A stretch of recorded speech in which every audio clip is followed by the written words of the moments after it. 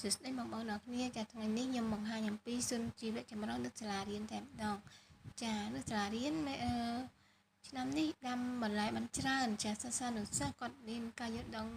ពីបន្លែចាមានការដាំតកួនហើយដាំតកួនមានជីមាន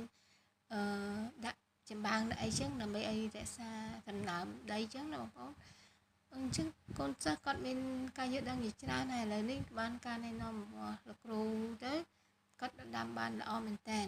ចាមានស្ពីកញ្ញាញ់មានស្ពីចង្កឹះមានតកួនចាអញ្ចឹងតកួនល្អមែនតើនេះយើងដាំបន្តគ្នាខ្លះនោះខ្លះទៅធំហើយបន្តមកទូចអញ្ចឹងវាអាចបន្តគ្នាបើសិនថាយើងកាត់យកមកញ៉ាំយើងអាចបន្តគ្នាបានយើងអាចអត់អាចថាដាច់មួយណាតែអញ្ចឹងតកួនអាធំផ្សេងហើយទៀតបានអាទូចបន្តទៀតអានេះស្ពៃចង្កឹះនិងស្ពៃកញ្ញាញ់ចានេះទ្រាប់ដាំទ្រាប់អញ្ចឹងយើងដាំមិនច្រើនប្រភេទមែនតើកូនសិស្សគាត់ចេះដាំហើយល្អមែនតើសិននេះលោកគ្រូគាត់បានណែនាំអំពីការដាំដំណាំកសិកម្មមកកសិកម្មគឺគាត់មកដាំហើយគាត់បានស្រោចទឹកបានល្អថែរក្សាបានល្អមែនតើចាអរគុណច្រើនដែលបានទស្សនាជួបគ្នាវីដេអូក្រោយណា